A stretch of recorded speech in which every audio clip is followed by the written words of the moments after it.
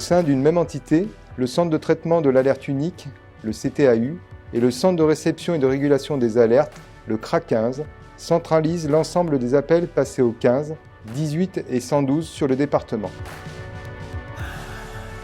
Cette plateforme est couplée avec le Centre opérationnel départemental d'incendie et de secours, le CODIS, en charge de la coordination, de la distribution des secours et du suivi des interventions. En plus d'un encadrement permanent, le CTAU CODIS est placé quotidiennement sous la responsabilité d'un officier de sapeurs-pompiers professionnel, un chef de colonne, assisté d'un chef de salle et de plusieurs opérateurs. 60 agents se relaient 24 heures sur 24, 7 jours sur 7, pour répondre aux demandes et coordonner les secours.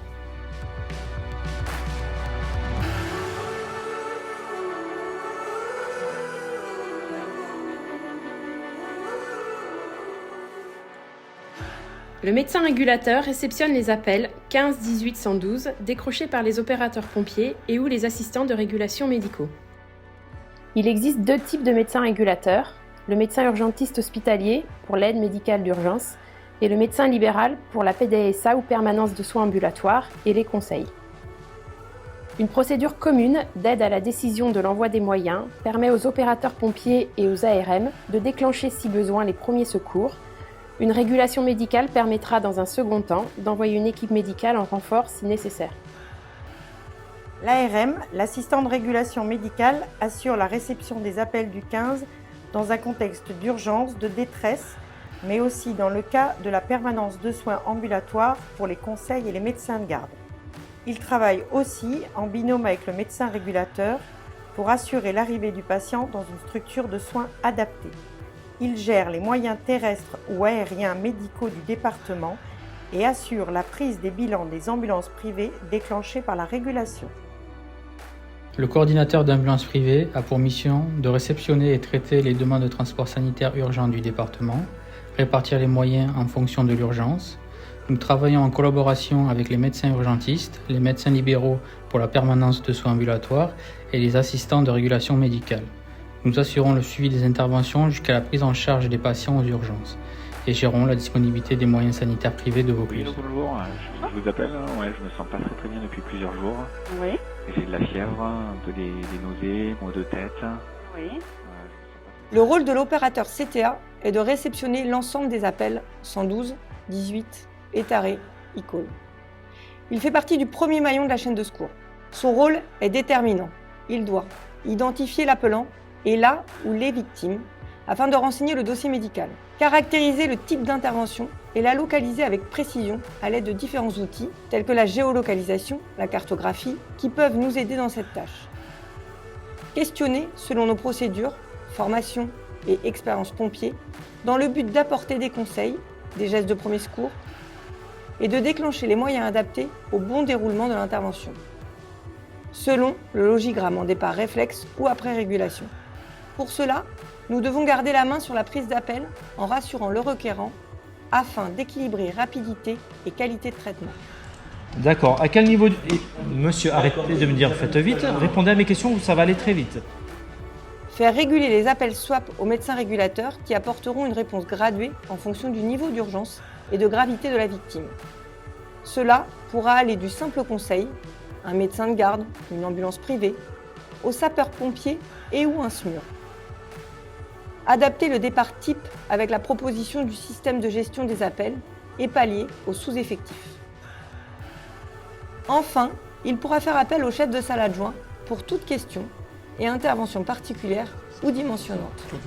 Ok. Bon, écoutez, monsieur, j'envoie une équipe, d'accord? Ils vont arriver. Voilà. Allez, au revoir. Bon, on va partir en PG. Le rôle du chef de salle adjoint est de superviser la prise d'appel des opérateurs CTA afin de garantir une réponse opérationnelle adaptée. Il est garant de l'intervention de la prise d'appel jusqu'à l'arrivée sur les lieux des engins. Pour cela, il fait des choix opérationnels rapides qui vont être déterminants pour la suite des opérations.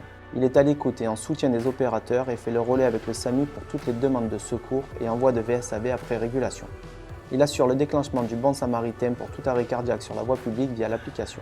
Il travaille en binôme avec le chef de salle et fait le relais avec le CODIS pour toute intervention marquante. Par contre, ce qui est sûr, c'est qu'il me parle d'une porte à l'extérieur, ça siffle, il y a beaucoup de personnes âgées. Okay, c'est pas régulable, je l'ai marqué sur l'info. Le rôle de l'opérateur CODIS est de coordonner les moyens de secours sur le terrain en réceptionnant les messages radio des chefs d'agré. Il doit répondre aux demandes de renfort nécessaires au bon déroulement de l'intervention. Il doit assurer la veille et l'attribution des fréquences radio, vérifier les statuts et la disponibilité des engins en temps réel. Il est amené à effectuer des demandes de contre-appel si besoin, de réceptionner les appels téléphoniques administratifs des casernes et des services extérieurs. Pour toute intervention dimensionnante, il va gérer la montée en puissance en assurant l'envoi d'engins, de groupes d'intervention ou d'équipes spécialisées jusqu'à la bascule en cellule de crise. Il travaille en binôme avec le chef de salle.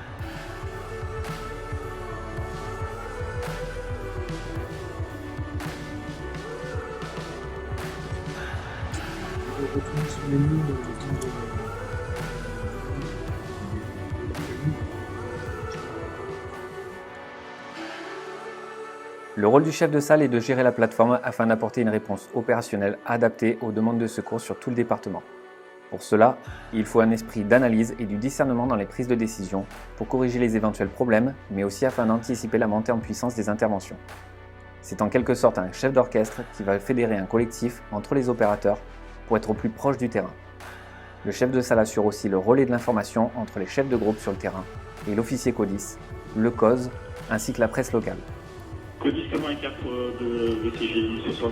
Je suis en présence d'une benne de 50 mètres cubes environ, avec le contact d'une ligne électrique de tension 20 000 volts. Je maintiens le permis de sécurité, je confirme la demande d'Enedis. Message complémentaire suivra, comme reçu par vous. Message bien reçu pour le CODIS 84. Numéro CODIS 93, au 109 rue du Pré. Monsieur fauteuil roulant qui est entamé. Le rôle de l'opérateur SSU est de coordonner les moyens sanitaires sur le terrain en réceptionnant les bilans des chefs d'agré sur la SSU et de transmettre les demandes de renforts médicaux en relation permanente avec les preneurs d'appel du 15 et médecins du SAMU. Il doit veiller en permanence à la conformité des bilans simplifiés, vert ou rouge, afin de garantir la bonne prise en charge des victimes.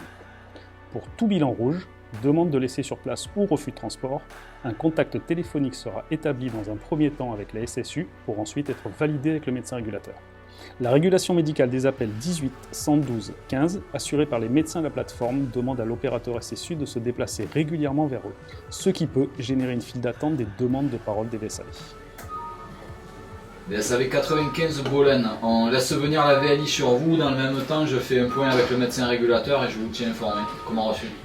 Pour la 78 s'il te plaît, à Bolène, le mec m'a passé un bilan rouge, sachant qu'il y a la VLI qui va sur place, mais peut-être qu'avec les premiers éléments, si tu sens qu'il y a besoin de quelque chose d'autre ou quoi, pour gagner un peu de temps. Le rôle de l'opérateur de la cellule de crise est d'isoler une intervention dimensionnante ou particulière afin de ne pas perturber l'activité courante et ainsi assurer la gestion de cette opération spécifique.